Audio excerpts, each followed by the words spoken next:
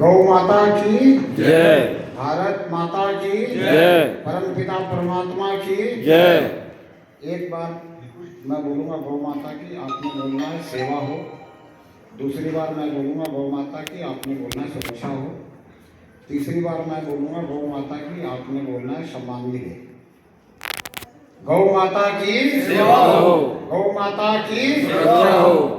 गौ माता को सम्मान मिले। ये सेवा सुरक्षा और सम्मान का अभियान है। अभी जैसे हमारे झवर जी बता रहे थे कि ये जन भागीदारी से हो रहा नहीं, ये जन भागीदारी से नहीं हो रहा, ये कोई संत नहीं कर रहा है, ये जन जन का अभियान है। ये अभियान जन जन का है। भारत के वो लोग जो चाहते हैं कि गौ हत्या बंद हो इस भारत में, और क्यों हो, गौ हत्या हो करके गौ का मांस बेच करके तो बहुत धन आ रहा है, रेवेन्यू आ रहा है देश में, सरकार को बहुत पैसे मिल रहे हैं, लोगों को भी मिल रहे हैं ना जो काट रहे हैं उनको, तो फिर क्यों बंद हो भाई? हम तो पैसे के लिए भागा दौड़ी मचा रखे हैं और गौ को काटने से भी हमें पैसे मिल रहे हैं।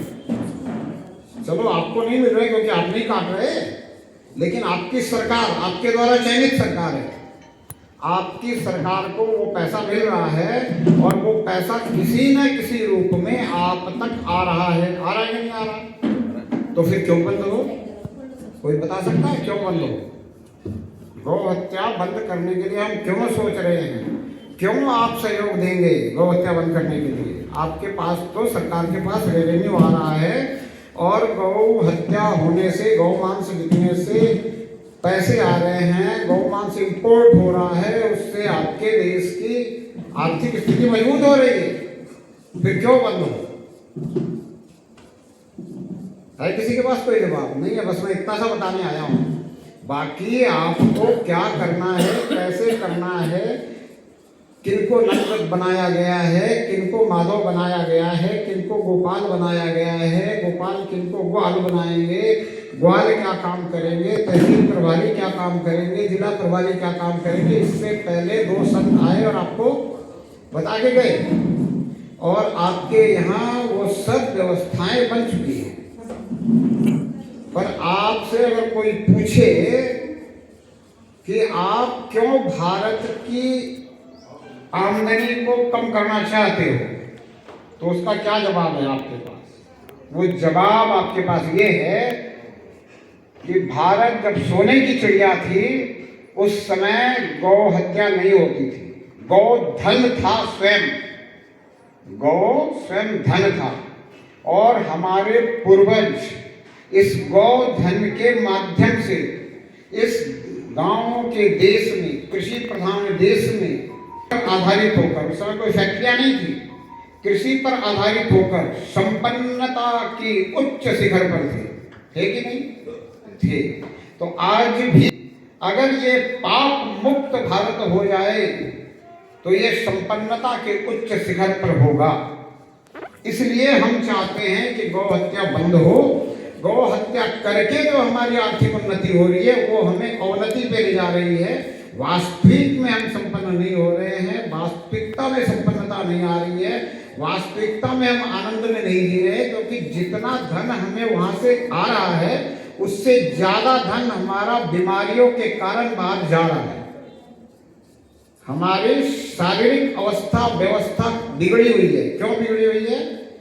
क्योंकि हमने गौधन को गौधन मानना छोड़ दिया है। हमने गौधन का उपयोग अपनी कृषि में करना बंद कर दिया है और हम जो कृषि कर रहे हैं उसमें जिस खाद का प्रयोग कर रहे हैं, जिस प्रकार के हम जीवाणुनाशकों का प्रयोग कर रहे हैं, वो हमारे शरीर को जीने लायक नहीं छोड़ रहे हैं। भोजन किस लिए होता है? जीने के लिए। जीने के लिए भोजन चाहिए ना, भोजन करने के लिए तो जीवन नहीं मिला है।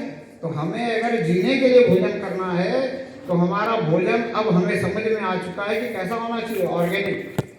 अब ऑर्गेनिक फूड, ऑर्गेनिक भोजन, ये जो अन्न है नैसर्गिक, ये कैसे होगा वापस नैसर्गिक अन्न तब होगा, तब हमारा अन्न हमें बीमार नहीं करेगा जब हम गाय के गोबर और गाय के मूत्र से अपनी इस धरती माता को सिंचित करेंगे। हम गाय के गोबर से खाद बनाना शुरू करेंगे, कृमि खाद बनती है केचुए से, वो बनाना शुरू करेंगे। अब वो बनाएंगे कैसे? गोधन बचेगा तब तो बनाएंगे, गोधन नहीं बचेगा तो कैसे बनाएंगे? आज 8 करोड़ गोधन गौवंश इस भारत में है, उसमें से 80,000 रोज कट रहे हैं। कितने दिनों तक 8 करोड़ रह पाएंगे? अगर हम ये कहें कि 8 करोड़ के साल भर बाद 10 करोड़ हो जाते हैं, तो 2 करोड़ आपने बढ़ाया और 80,000 रोज कटे, तो साल भर में कितने कटे? भाई गोधन कटे तभी तो धन आ रहा है ना, बिना कटे तो नहीं आ रहा। तो फिर वो गोबर, वो मूत्र, वो हमारा जो कृषि प्रधान देश है और जहां हमें एक शुद्ध और सात्विक भोजन के लिए गोधन की जरूरत है, वो कहां से आएगी? वो हमारे पास उपलब्धता नहीं होगी तो हालात हमारी खराब होती जाएगी। आज इस समय जो भी ऑर्गेनिक फूड ले रहे हैं, मैं कई लोगों से मिलता हूँ। कभी जैसे मैं भिलवाड़ा में था तो एक व्यक्ति से मिलना हुआ, उनका फार्म हाउस है, वहीं मेरा रुकना ठहरना हुआ। तो वो अपने फार्म हाउस में अपनी गाय को जैविक खाद का ही बना हुआ चारा देते हैं और फिर उससे जो दूध, दही, घी, मक्खन वो अपने घर में इस्तेमाल करते हैं। जो उनके कर्मचारी हैं वो भी वही इस्तेमाल करते हैं। अब जो वो भोजन, अन्न उनको चाहिए, वो भी जैविक खाद से ऑर्गेनिक तैयार कर रहे हैं, सब्जियां ऑर्गेनिक तैयार कर रहे हैं, फल फ्रूट के भी पौधे लगा रखे ऑर्गेनिक तैयार कर रहे हैं, वही वो भोजन कर रहे हैं। लेकिन फिर भी उनसे जब मेरी बात हुई तो मैं कहा, आप ड्राई फ्रूट भी खाते होंगे थोड़े बहुत, उनमें क्या आता है? आप सारे फ्रूट्स तो नहीं उगा सकते, कुछ फ्रूट्स बाजार से लेते होंगे, उनमें क्या आ रहा है? आप अगर बदलाव चाहते हो तो सिर्फ आपके एक व्यक्ति के बदलाव करने से बात नहीं बनेगी। इस पूरे भारत राष्ट्र में इस बदलाव के लिए हमें गौ हत्या बंद करने का एक बड़ा कड़ा कानून बनाना है। कैसे बनेगा? मेरे बोलने से नहीं बनेगा, सारे संत इकट्ठे होकर बोले तो भी नहीं बनेगा। और आप इतने लोग हर तहसील में इकट्ठे हो जाओ और सारे संत हो जाएं तो भी नहीं बनेगा। क्यों नहीं बनेगा? क्योंकि प्रजातंत्र है। प्रजा मांग करे किसी कानून का तो वो कानून बन सकता है, लेकिन प्रजातंत्र में प्रजा किस रूप में मांगे? कुछ लोग के मांगे होगा। कैसे होगा? बहुमत के रूप में, एक जनमत के रूप में। इसलिए ये इस अभियान को आपको, अगर आपके अंदर राष्ट्र प्रेम है, अगर आपके अंदर अपने आने वाली पीढ़ियों के लिए जरा सी भी चिंता है कि हमारे आने वाली पीढ़ियां जो है इस राष्ट्र में सुरक्षित और संपन्न रहें, तो उसके लिए आपको क्या करना होगा? एक एक व्यक्ति को जगाना होगा। मैं राजस्थान में प्रवास कर रहा था। राजस्थान के प्रभारी बहादुर सिंह जी गुज्जर, प्रांत प्रभारी, उनके साथ मुझे मौका मिला उस राजस्थान की भूमि में विचरण करने का। तो वो क्या कर रहे हैं? वो प्रांत प्रभारी है, उनको क्या करना चाहिए? जिला प्रभारियों से व्यवस्था की रूपरेखा की, संरचना की रूपरेखा लेनी चाहिए और जिला प्रभारी को तहसील प्रभारी से, तहसील प्रभारी को गांव के ग्वालों से रूपरेखा लेनी चाहिए। इतना ही तो समझे हैं आप। लेकिन उन्होंने करके दिखाया कि हमें करना क्या है। चलते चलते टोकरी वाला टोकरी बेच रहा था रोड के किनारे और हम जा रहे थे प्रतापगढ़। तो प्रतापगढ़ में जैसे ही एंटर किए, वो टोकरी बेचने वाले के पास वो खुद उतर के चले गए। उससे पूछा, आप पढ़े लिखे हो? बोला हाँ मैं पढ़ना आता है। आपके पास मोबाइल है? बोला हाँ मेरे पास मोबाइल है। कौन सा मोबाइल है? स्मार्टफोन है। तो आप ये पत्र लीजिए, इसको पढ़िए, इसको समझिए और आप अपने स्मार्टफोन से ये बार कोड इसको स्कैन कीजिए और जितने भी सोशल मीडिया के प्लेटफॉर्म हैं इस पे अपनी उपस्थिति दर्ज कर दीजिए। जितनी ज़्यादा आप सोशल मीडिया में अपना एंगेजमेंट उपस्थिति दर्ज करवा पाएंगे उतना ही जल्दी ये कानून बन जाएगा। क्यों? क्योंकि सोशल मीडिया एक बहुत बड़ा रिफॉर्मर की तरह आज काम कर रहा है। नेपाल में जो गवर्नमेंट का बदलाव हुआ, सरकार बदली, उसमें आपको पता है सोशल मीडिया ही रिफॉर्मर बन के आई है। सोशल मीडिया के रिफॉर्म के कारण ये हो सका। तो इस समय हमें भी ये जरूरी है। अब ये कौन करेगा? आप लोग चूंकि जागे हुए लोग हो ना, तो जागे हुए लोग ही ये कर सकते हैं, क्योंकि जितने लोग यहाँ आए हैं वो जागे हुए हैं, अन्यथा उनको आने की जरूरत नहीं थी। मतलब 2 बार मीटिंग कर ली, हमें सब पता है क्या करना है। अब तीसरी बार कोई आया है तो हम जाकर के करेंगे क्या? बातें वही होनी है। लेकिन आप आए हो तो आपको पता चल रहा है कि बातें कुछ और ही होती है।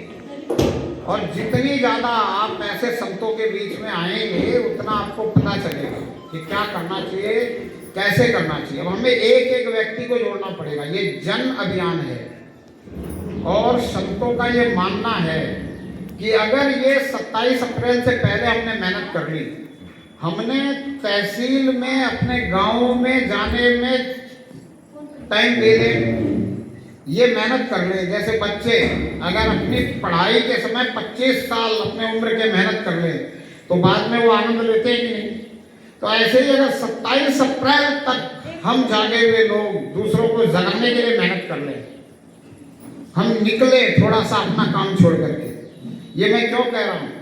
बहुत काम करके बहुत धन कमा लोगे और सबसे पहले अगर कहीं से अटैक होगा तो धन वालों पे होगा। ये मैं इसलिए कह रहा हूं कि मेरे दादाजी जब बांग्लादेश पाकिस्तान बना, 1947 की बात है, जब पूर्वी पाकिस्तान और पश्चिमी पाकिस्तान बना, उस समय सिताबगंज में रहते थे जो आज बांग्लादेश में है। वहां से उन्हें छोड़कर आना पड़ा, सब कुछ छोड़कर आए और पश्चिम बंगाल में आकर के भारत में शरण लिए। उससे पहले लोग इराक से, ईरान से, इधर से उधर से, अफगानिस्तान से आए। अब कहां जाओगे? कहां जा सकते हो? तो ये एक खाली गाय को बचाने का कार्य नहीं है कि गाय को बचा लेंगे तो हमारा भारत संपन्न हो जाएगा। ये कार्य है जन जन को जगाने का। प्रत्येक व्यक्ति को जो कुछ नहीं जानता है, जिसको ये पता ही नहीं है कि मैं जनता हूं, मैं मालिक हूं, मेरा अधिकार क्या है, उसका अधिकार उसको बताने का कार्य है। उसको ये समझाना है कि आपका एक सिग्नेचर क्या कर सकता है।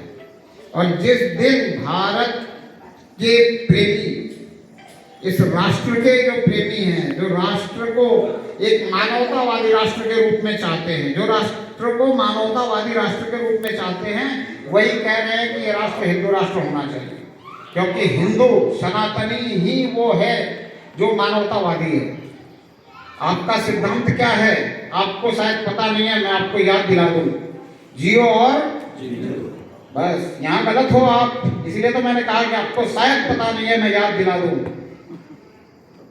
हम सनातनियों का सिद्धांत जियो और जीने दो नहीं है। हम सनातनियों का सिद्धांत है जियो और जिलाओ। क्या है हम सनातनियों का सिद्धांत? जियो और जिलाओ। अब जियो और जिलाओ सिद्धांत मैं क्यों कहता हूं, इस बात को समझेंगे। आप चींटियों के बिल में भी कुछ ना कुछ डालते आते हैं। किस लिए डालते आते हैं? जिलाने के लिए। आप मछलियों को भी कुछ देते हैं, जब भी कहीं जाते हैं तीर्थ में और में मछलियों को भी कुछ ना कुछ देते हैं। किस लिए? जिलाने के लिए। आप चिड़ियों को दाना डालते हैं, किस लिए? जिलाने के लिए। आप अपने घरों में चिड़ियों को घोंसले टांगते हैं, किस लिए? जिलाने के लिए। आप गौ माता को अपने घर की पहली रोटी देते हैं, किस लिए? जिलाने के लिए। आप कुत्ते को रोटी देते हैं, आप भूखे को भोजन देते हैं, किस लिए?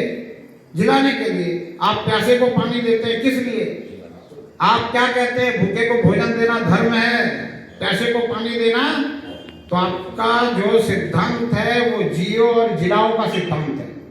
और आपसे निवेदन कर दूं, जियो और जीने दो में मुझे उदारता नजर नहीं आती। जियो और जीने दो में मुझे दया नजर नहीं आती। जियो और जीने दो में मुझे करुणा नजर नहीं आती। क्यों नहीं नजर आती? क्योंकि मैं बहुत अच्छे से जी रहा हूं। और मेरे सामने कोई कैसे भी जी रहा, मैं उसको जीने दे रहा हूँ, बस मार नहीं रहा हूँ। इतना ही तो कर रहा हूँ, जियो और जीने दो में। लेकिन जियो और जिलाओ वाला मैं हूँ, इसलिए मैं उसको वैसे जीने नहीं देता हूँ। मुझे जब दिख जाता है कि ये कठिनाई में जी रहा है, मैं उसकी कठिनाई को दूर करने का हर संभव प्रयास करता हूँ। आप भी करते हैं, सभी सनातनी करते आए हैं। तो हम जियो और जिलाओ वाले हैं, हम खाओ और खिलाओ वाले हैं। और एक दूसरी सभ्यता है जो सिर्फ खाओ और खाओ वाली है। हम गाय को माता कहते हैं, वो गाय को खाता है। और वो जो गाय को खाने वाला है, उसकी एक कमाल की बात आपको मैं बताता हूं।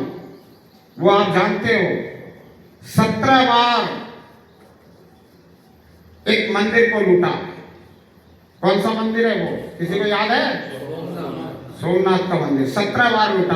क्या सोमनाथ के मंदिर में पूजा पाठ नहीं होती थी? क्या वहां पुजारी नहीं थे?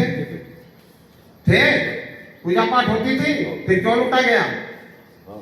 आप क्या सोचते हो कि आप नवमी है तो इस नौ दुर्गा में, नवरात्रि में हम पूजा पाठ करेंगे, बाद में ये काम करेंगे? तो मुझे लगता है कि आप समझ नहीं पा रहे हो कि परमात्मा क्या चाहता है। आप जिस कृष्ण को पूजते हो, वो अर्जुन को क्या कहता है? क्लैब्यमास्मगम पार्थ न एतत् उपपद्यते क्षुद्रम हृदय दौर्बल्यम तत्त्वातिष्ठ परन्तप। क्या कहता है अर्जुन को परमात्मा? अरे अपने हृदय की दुर्बलता को छोड़कर खड़ा हो जा। कर्मयोग सिखा रहे हैं। क्या सिखा रहे हैं? कर्मयोग। और हमारे संतों ने हमें क्या बताया? कर्म ही पूजा है। कौन सा कर्म? धर्म के लिए किया गया कर्म या धर्म के अनुसार किया गया कर्म। अर्जुन को क्यों खड़ा किया जा रहा है? धर्म के लिए युद्ध करने के लिए और धर्म के अनुसार युद्ध करने के लिए। तो इस कर्म योग को हम समझे। जिस परमात्मा की हम पूजा करते हैं, वो हमें कर्म योग सिखा रहा है। अगर हम सिर्फ पूजा पाठ करके और ये सोच रहे हैं कि हमारा देश, हमारा राष्ट्र सुरक्षित रह जाएगा, तो मैं आपसे पूछना चाहता हूं कि जिस समय ये मुगलिया आतंकवादी, ये डच, ये फ्रांसीसी, ये अंग्रेज इस देश को लूट रहे थे, क्या हमारे पूर्वज पूजा पाठ नहीं कर रहे थे? क्या हमारे पूर्वज यज्ञ हवन नहीं कर रहे थे? क्या हमारे पूर्वज हमारे से ज्यादा सत्यवादी नहीं थे? तो फिर क्यों हुई ये लूट? पता आपको क्यों हुई लूट? क्योंकि हमने कुछ बातों को ठीक से नहीं समझा। जैसे अतिथि देवो भव। हम क्या कहते हैं अतिथि देवो भव का अर्थ? कि अतिथि देवता होता है, जबकि ये अर्थ नहीं है। भव का अर्थ होता है, नहीं होता है। हम कहते हैं किसी को आयुष्मान भव, तो वहां भव का अर्थ क्या है? हमने अगर किसी को कहा कि आयुष्मान भव हो, तो अगर अतिथि देवो भव हमारे संतों ने कहा है, तो हमारे संतों ने हमें ये बताने की कोशिश की कि हमारा अतिथि देवता हो, दानव नहीं। लेकिन हमें आज भी ये गलत शब्दार्थ, गलत भावार्थ रटाया जा रहा है कि अतिथि देवता होना चाहिए। इसको हमें समझना पड़ेगा और हमें उन्हीं को आतिथ्य सत्कार देना है जो हमें पता है कि देवता है। अगर हमने अभी भी दानवों को आतिथ्य सत्कार दिया, तो इस देश का सर्वनाश होने से कोई नहीं रोक सकता। आपकी आने वाली चौथी पीढ़ी इसी देश में दुखी होकर के या तो मरेगी या वो भी दानवता को स्वीकार करने के लिए मजबूर होगी। आज से कुछ वर्ष पहले कुछ मानवतावादी लोग, कुछ धार्मिक लोग ही अधार्मिक हुए, वही आज दानवतावादी के रूप में हमारे समक्ष उपलब्ध हो रहे हैं। और ये बात आपको समझनी पड़ेगी कि धर्म किसे कहते हैं, धर्म क्या है। किसी को धर्म की कोई मूल बात बता दो कि धर्म किसे कहते हैं। धर्म की मूल बात क्या है? धर्म का मूल क्या है? क्या कहा संतों ने? दया धर्म का मूल है। क्या कहा संतों ने? जड़ क्या है धर्म की? मूल क्या है धर्म की? दया। दया धर्म का मूल है। दया किस पर? स्वयं पर तो दूसरों पे। परहित सरिस धर्म नहीं भाई, पर पीड़ा सम नहीं अधमाई। हमारे यहाँ हमारे संतों ने क्या कहा? जीव सेवा ही शिव सेवा है। क्या कहा हमारे संतों ने? जीव सेवा ही शिव सेवा है। तो जीवों पर दया करना अगर धर्म है, तो जो जीवों पे दया नहीं कर रहा है वो क्या है? अधर्मी है। तो गाय हमारी माता है, जो गाय को काट रहा है वो क्या है? तो हम उसको अधर्मी क्यों नहीं कहते हैं? क्यों पता है? क्योंकि हमने इस पर कभी विचार नहीं किया, चिंतन नहीं किया। और हमारे ये राजनीतिक दलों ने, राजनीतिक लोगों ने उन अधर्मियों के गैंग को, मजहबों को, रिलीजनों को धर्म घोषित कर दिया और हमने स्वीकार कर लिया। किया कि नहीं किया? गलती की कि नहीं की? तो अब गलतियों को सुधारना है। सुधार ही सेवा है। और इन गलतियों को सुधारने के लिए ये जो प्रारूप संतों ने दिया है, गौ सम्मान आह्वान अभियान, जिसमें जन जन की भागीदारी, जिसमें हमें जन जन को जगाना है। सिर्फ अकेले जागने से बात नहीं बनेगी। तो हमें करना क्या है? हम बहुत गाने सुन रहे हैं आजकल। हिंदू सम्मेलन अभी करके हटे हैं। 8 तारीख तक हरियाणा में हिंदू सम्मेलन था। उसके बाद मैं इस गौ सम्मान आह्वान अभियान की आवाज को आप तक बुलंद करने के लिए पहुंचा हूं, ताकि आपके रोंगटे खड़े हो जाएं, आप उत्साह से इस कार्य में लग जाएं। तो करना क्या है? बोले जागो हिंदू जागो। कितने हिंदू जाग गए बताओ? आप हिंदू सम्मेलन हुए, आप क्या कितने लोग आए हिंदू सम्मेलन में? आपने नाम क्या दिया? हिंदू महासम्मेलन। कितने लोग आए इस सम्मेलन में? सिर्फ कुछ लोग जागे हुए आए। आप आए? आप सभी आए। आपने आगे क्या किया? सम्मेलन हो गया, प्रसाद मिला, खाया पिया, हाथ पोछे और सोने चांदी खरीदने के चक्कर में लग गए। पैसे के पीछे भाग रहे हैं।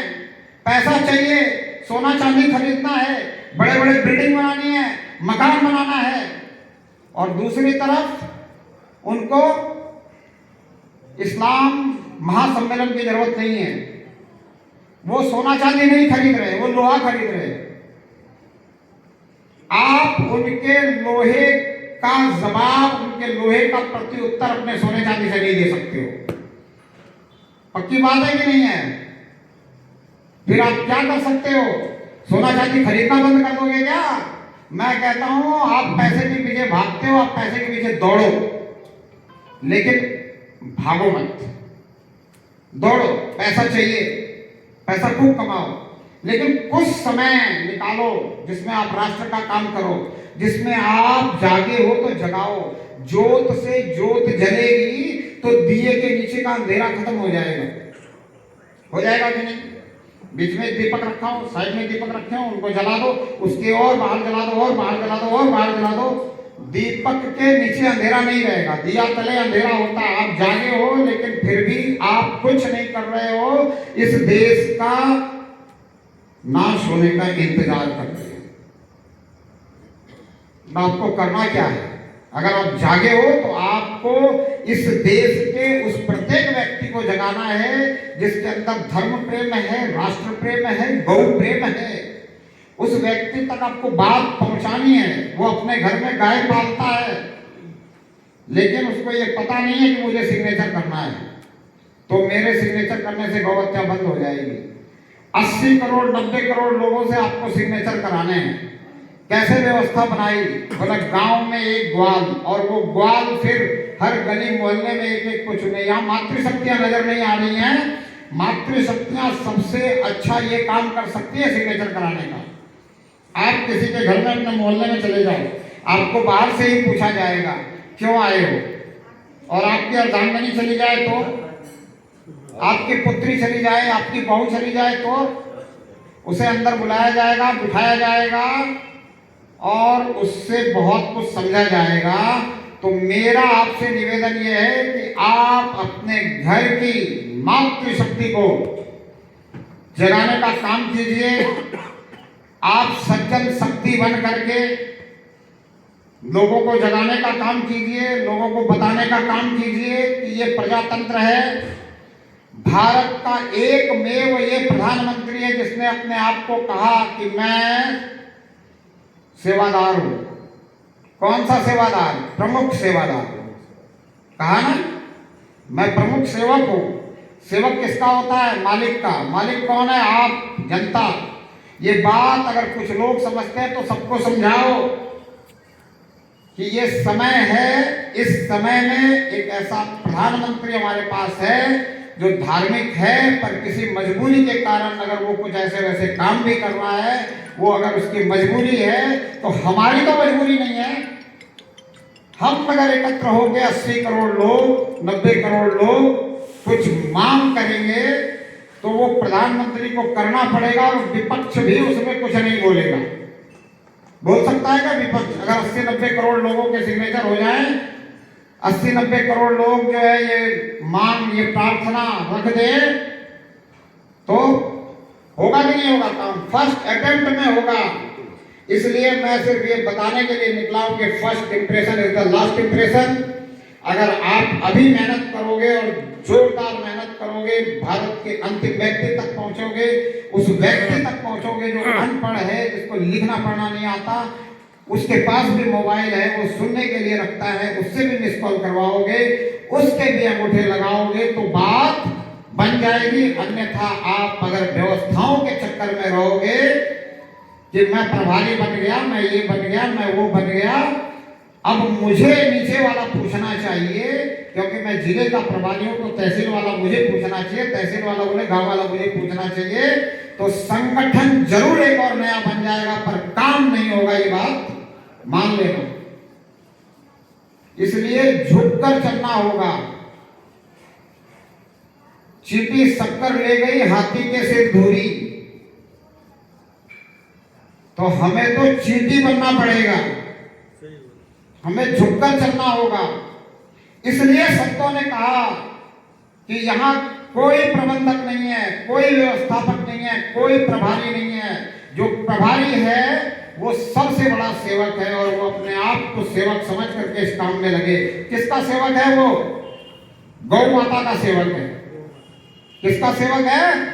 गौ माता का। अगर गौ माता की सेवा में हम समय नहीं दे सकते तो फिर राष्ट्र सेवा में भी नहीं दे पाएंगे, फिर हम किसी चीज में समय नहीं दे पाएंगे। इसलिए जो भी प्रभारी नियुक्त हुए हैं, जिन्होंने अपने मन से प्रभार लिया है, किसी ने जबरदस्ती दिया नहीं है, किसी ने पकड़ के नहीं कहा कि आपको प्रभारी बनना पड़ेगा, अपने मन से नियुक्त हुए हैं। वो बात जो मैंने देखी बहादुर सिंह गुर्जर के साथ रह करके राजस्थान में, वो जो उनके अंदर है कि मैं अपने मन से प्रभारी बना हूं और मुझे अपना काम बहुत बखूबी करना है। सुबह 4 बजे उठते हैं, रात को 2 बजे तक सोते हैं, रात के 11 बजे तक मीटिंगें करते हैं, हर तहसील में जा रहे हैं, हर जिले में जा रहे हैं और अपना काम इस तरह से भी कर रहे हैं, एक एक व्यक्ति से भी मिल रहे हैं। वो खुद स्वयं उन्होंने जो मिला उससे, टोकरी वाले से, उसको निमंत्रण दे दिया कि आ जाओ, हमारी फलानी जगह जो है मीटिंग है, आप भी आ जाओ। और वहां वो पहुंचा। क्यों पहुंचा? क्योंकि उसको लगा कि मुझे सम्मान दिया जा रहा है। अगर आप सम्मान लेने के चक्कर में पड़ जाओगे तो काम न बनेगा, अगर आप सम्मान देने के चक्कर में पड़ जाओगे तो काम बन जाएगा। बस ये बात समझने की है, अपने कर्म योग को समझने की है, इस श्लोक को समझने की है। क्लब्यम मास्मगम पाप न एतत् उत्पद्यते क्षुद्रम हृदय दौर्बल्यम तिष्ठा परन्तप। खड़ा हो जा, अपनी हृदय की दुर्बलता को, क्षुद्रता को छोड़ करके। और आज लड़ना नहीं है, आज हमें खड़े होकर के लड़ना